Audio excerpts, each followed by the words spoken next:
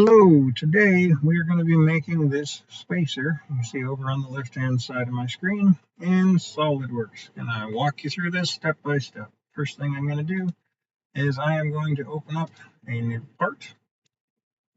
And when it opens up, I'm going to make sure down here in the bottom right that I am in inches. I'm going to choose my front plane and I'm going to place a sketch on it. Now the primary shape I'm looking at here is a rectangle, so I'm going to choose my center rectangle tool. Going to go straight to my origin point and draw a center rectangle that's approximately the right shape. It does not have to be exact because I'm going to use my smart dimension tool to put dimensions on it. I'm going to choose my height, and now I'll enter in exactly what I want. 3.5, enter. Come up here to the top and put in exactly what I want. 2.5, enter. Next thing I'm going to do is this center through hole. I'm going to come up and grab my circle tool, go right to that origin point, draw a circle that's somewhere near the right shape. I'm going to come over here. Now it's already highlighted. It's asking for a radius. I'm given a diameter of 3/4. So I know that that is 0.75. And if I typed it in, see how this looks much larger? Well, because I just gave it a 0.75 radius. So what I can do is go back into that and say, well, divide it by 2. Let the computer do the math for me. There we go. A radius of 0.375 gets me a diameter of 3/4.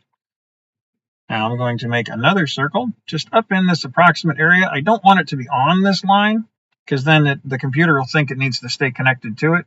So somewhere up in this area, it's going to make myself a little circle for my next through hole, this guy here. Now these through holes have a diameter of 1/4. So I'll come down here and I'll say 0.25. And since that's radius and I want diameter, I'll just divide it by 2. Let the computer do the math. Excellent. Going to use my smart dimension tool to now place this circle. If I look over here in my drawing, the center of this little through hole is offset by 1/2 inch from the center of my big one. So I'll come down here to the very center. Make sure you're highlighting this little orange circle in the middle, all right? Not these lines going through it, but the orange circle in the middle. Click there. Come up, you get the little orange circle in the middle of your little through hole. And now if I drag straight up, this will give me how far it's offset to the left or right. You notice if I drag off to the side, I can get diagonal. If I drag this way, I'll get up, down. So right now, we just want that left, right. I'm going to drag it up here somewhere where it's easy to see and read. Click once, and now I'll enter my value of 0.5. So now that is offset from the center by 1/2 inch. I'm going to do the same thing for my up, down, my vertical. Center of one circle, center of the other circle, drag off to the side. And if I look at my drawing, that's supposed to be 1 inch.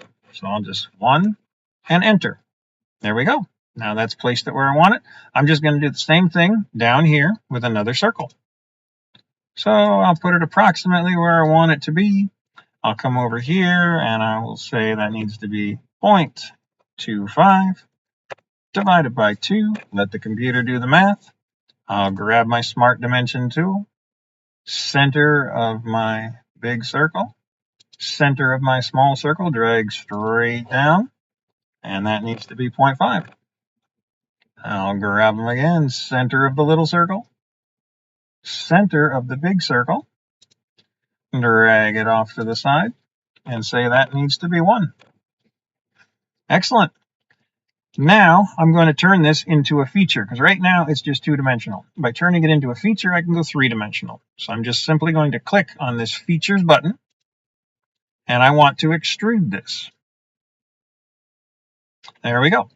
And it's already assuming that I want to extrude the rectangular shape and leave the empty circles as holes. Now I have a choice. I can either grab this little arrow here in the middle and try to extrude it to just the right length, or I can just come over here to this already highlighted box. It's asking for a length to extrude it to. If I look at my drawing, it's supposed to be 1 inch. So I just type in 1, hit enter, and boom, it takes care of the rest for me.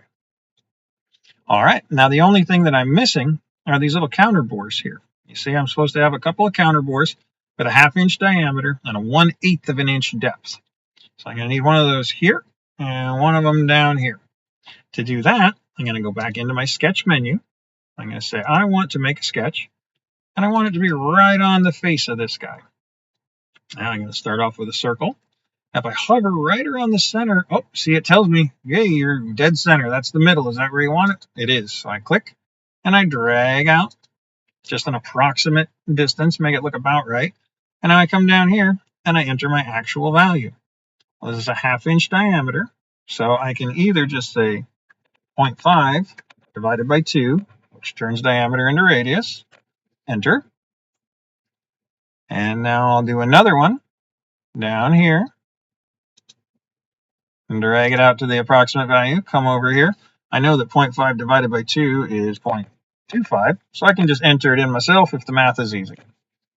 There we go. Now I've got these two outlines for my counter bores. Well, to go from 2-dimensional to 3-dimensional, that means you're turning them into a feature. So I'm going to click feature, and this time instead of extruding, I'm going to be cutting. I'm just cutting down into this material, whatever it is. And the computer is guessing that I'm going to want to go the same depth I went with my extrude. No, I don't want to punch all the way through. So all I have to do is say, all right, how far do I want to punch in? Oh, 1/8 of an inch right there in my drawing.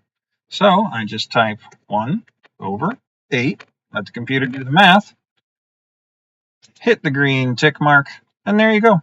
Quick and easy. Hope this was helpful. Hope you're having a good day.